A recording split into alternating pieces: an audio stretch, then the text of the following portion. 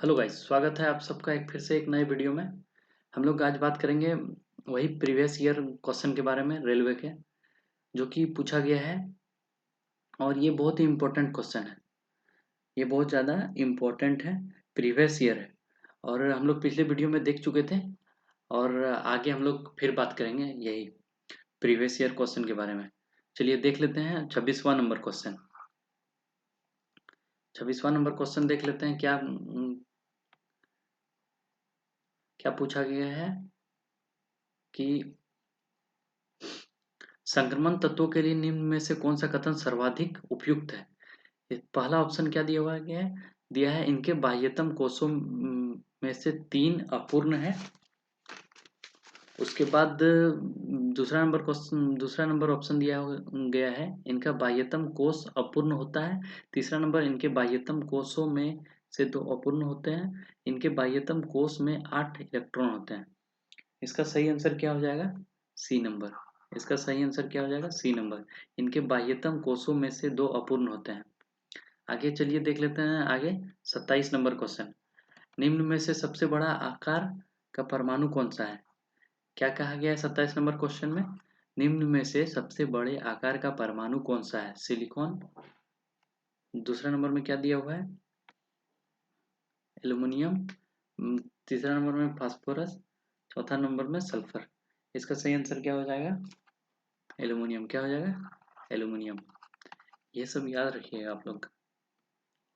चलिए 28 नंबर देख लेते हैं। पीतल निम्न में से किससे बनी एक मिश्र धातु है? पहला ऑप्शन है तांबा और टीन। दूसरा ऑप्शन है तांबा और जस्ता। तीसरा ऑप्शन है तांबा और एल्युमिनियम। चौथा ऑप्शन है तांबा और लोहा। इसका सही आंसर क्या हो जाएगा? तांबा और जस्ता। तांबा और जस्ता मिलके क्या बनाता है? एक पीतल बनाता है। तांबा और जस्ता मिलके क्या बनाता है? पीतल। चलिए आगे 29 नंबर क्वेश्चन देख लेते हैं। निम्न में से कौन सा कथन गलत है? ये याद रखिएगा आप लोग। क्या पूछा गया है? गलत है। गलत। ये बहुत सारा बच्चा कंफ्यूजन कर जाता है। देखिए पहला नंबर ऑप्शन में नींबू में साइट्रिक अम्ल होता है। दूसरा नंबर ऑप्शन है सोडियम हाइड्रोक्साइड की क्षारीय प्रकृति सोडियम आयनों की उपस्थिति के कारण होती है। तीसरा नंबर ऑप्शन है गैर मेटालिक ऑक्साइड प्रकृति में अम्लीय होते हैं। चौथा नंबर ऑप्शन है फेनोल्फथेलीन साबुन के घोल में गुलाबी बन जाता है। इसका सही आंसर हो जाएगा सोडियम। बी नंबर सही आंसर हो जाएगा। सोडियम हाइड्रोक्साइड की क्षारीय प्रकृति सोडियम आयनों की उपस्थिति के कारण होती है। चलिए आगे 30 नंबर देख लेते हैं क्वेश्चन। Ag+ और Cl- के संयुक्त होने पर बनने वाले यौगिक क्या है? इसका पहला ऑप्शन है ऑर्गन क्लोरेट। दूसरा ऑप्शन है ऑर्गन क्लोराइड। तीसरा ऑप्शन है सिल्वर क्लोराइड। चौथा ऑप्शन है सिल्वर क्लोरेट। इसका सही ऑप्शन क्या हो जाएगा? सही आंसर सिल्वर क्लोराइड हो जाएगा। ये सब याद रखिएगा आप लोग। चलिए आगे बात कर लेते हैं 31वां नंबर क्वेश्चन। विरंजक चूर्ण को जल में मिश्रित करने पर कौन सी गैस निर्मुक्त होती है? यानी विरंजक चूर्ण को गर्म करने पर कौन सी गैस निर्मुक्त होती है? पहला ऑप्शन है हाइड्रोजन। दूसरा ऑप्शन है क्लोरीन। तीसरा ऑप्शन है कार्बन मोनोऑक्साइड। चौथा ऑप्शन है कार्बन डाइऑक्साइड। इसका सही आंसर क्या हो जाएगा? क्लोरीन। इसका सही आंसर क्या हो जाएगा? क्लोरीन। चलिए आगे बात कर लेते हैं 32वां नंबर क्वेश्चन। असंतृप्त यौगिकों के दहन के दौरान डैश देखी जाती है।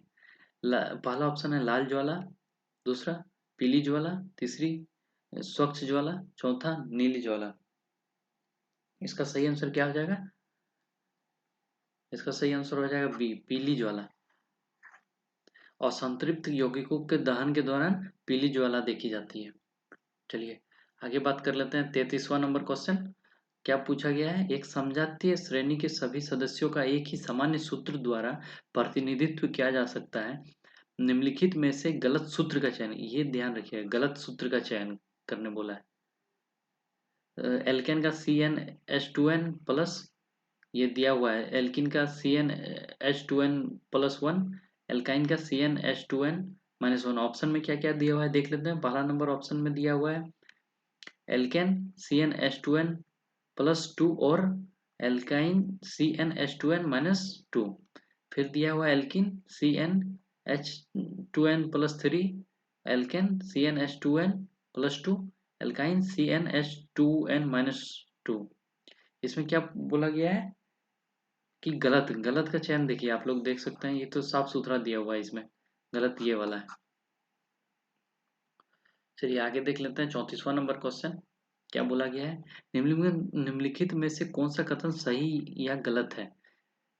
ए, ए पहला ऑप्शन है, एक आवर्त में बाएं से दाएं चलते समय तत्वों की रासायनिक शीलता पहले घट जाती है और फिर बढ़ जाती है।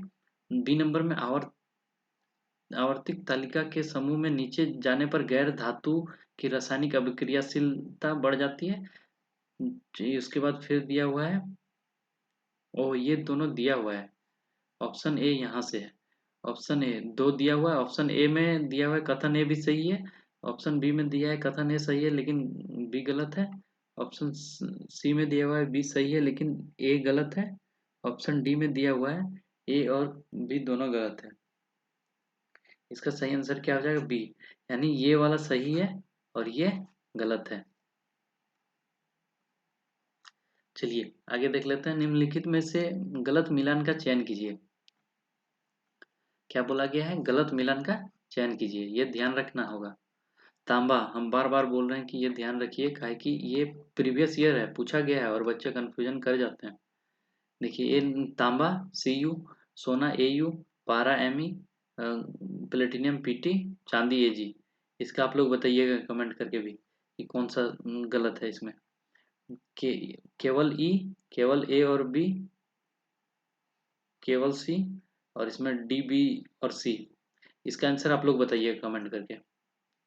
35 नंबर का आप लोग कमेंट करके बताइएगा। चलिए आगे देख लेते हैं 36 नंबर, निम्नलिखित में से कौन एक द्विविस्थापन अभिक्रिया नहीं है। क्या बोला गया है, द्विविस्थापन अभिक्रिया नहीं है। ए नंबर में ऑप्शन में दिया हुआ है ए BaCl2 प्लस H2SO4 अभिक्रिया करके क्या बनाता है BaSO4 प्लस 2HCl। उसके बाद फिर दिया हुआ Mg3N2 प्लस 6H2O अभिक्रिया करके 3Mg whole OH2 plus 2NH3। हाँ, सी नंबर में दिया है CuSO4 प्लस H2S अभिक्रिया करके CuS प्लस H2SO4। उसके बाद चौथा नंबर ऑप्शन में दिया हुआ NaOH प्लस HCl अभिक्रिया करके NaCl प्लस H2O। ये पूछा गया है कौन सा द्विविस्थापन अभिक्रिया नहीं है। इसका सही आंसर हो जाएगा बी नंबर। इसका सही आंसर क्या हो जाएगा, बी नंबर हो जाएगा। उसके बाद पूछा गया है निम्नलिखित में से कौन सी विधि जल को पंकिल जल से अलग करती है। क्या बोला गया है, पंकिल जल से अलग करती है।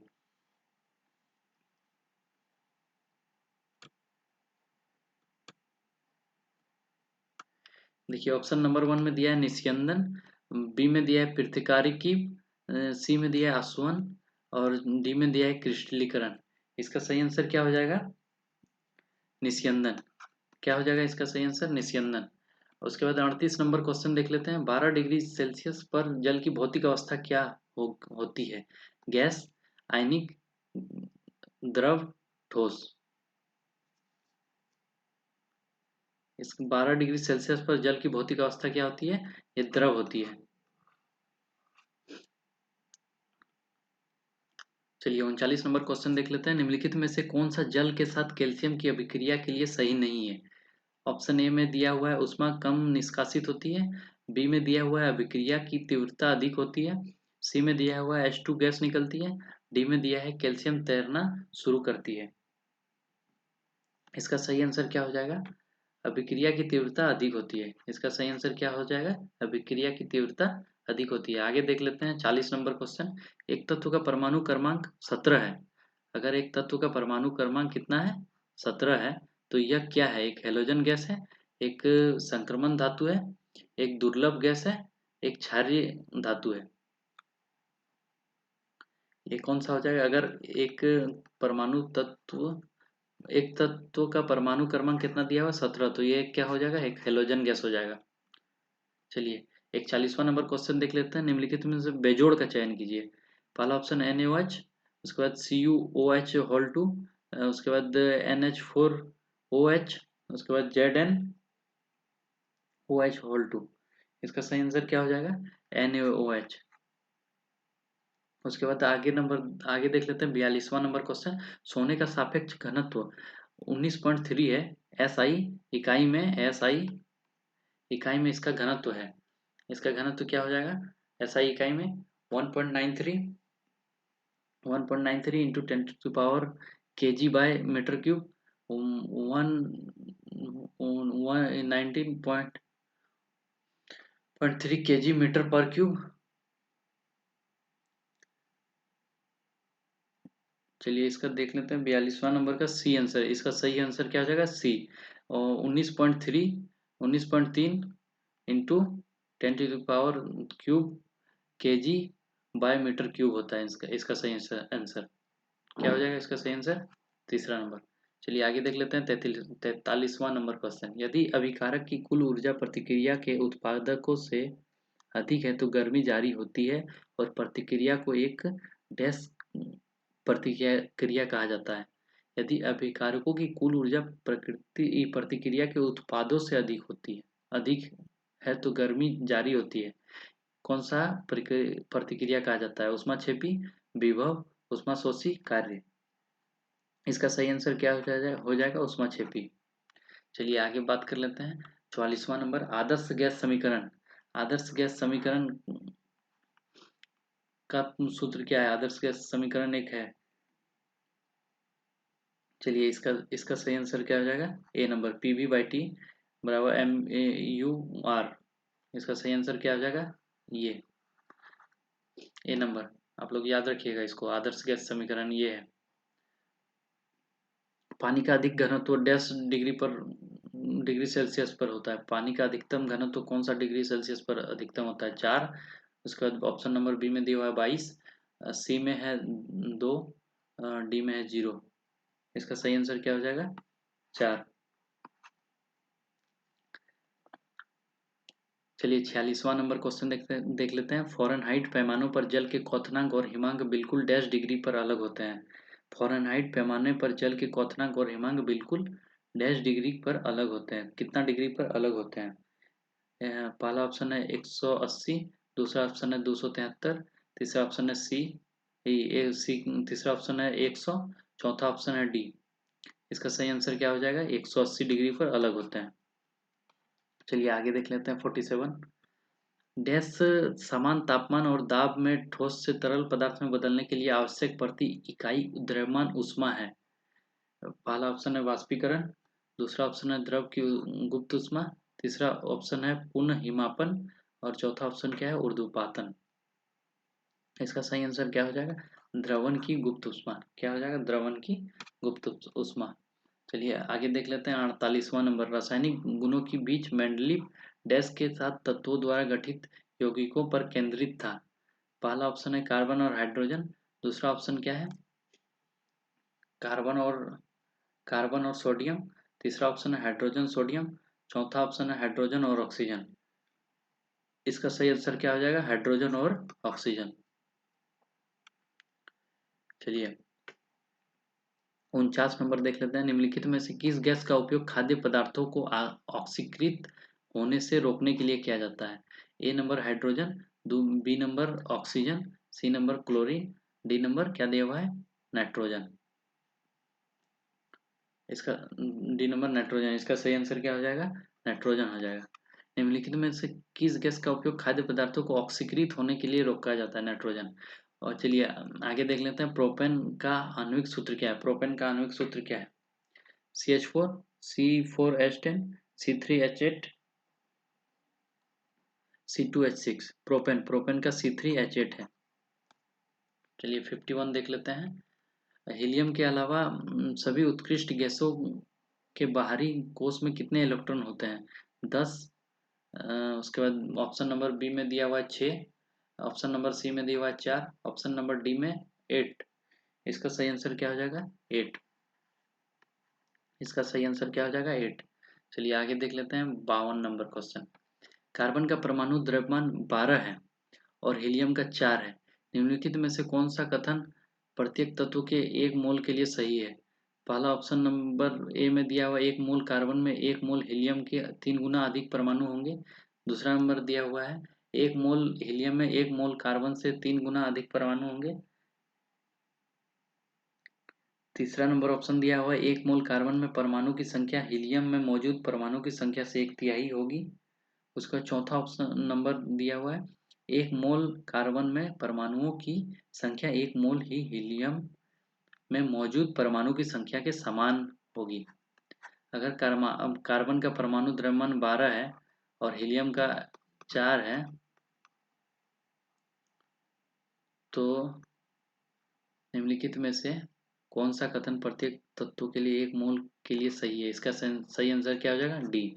यानी एक मोल कार्बन में परमाणु की संख्या एक मोल हीलियम में मौजूद परमाणु की संख्या के समान होंगी। चलिए, आप लोग को वीडियो अच्छा लगा हो तो लाइक कीजिएगा और चैनल को सब्सक्राइब कीजिएगा, ताकि प्रीवियस ईयर और बहुत सारे जीके जीएस आप लोग को इसी तरह मिलते रहे। धन्यवाद।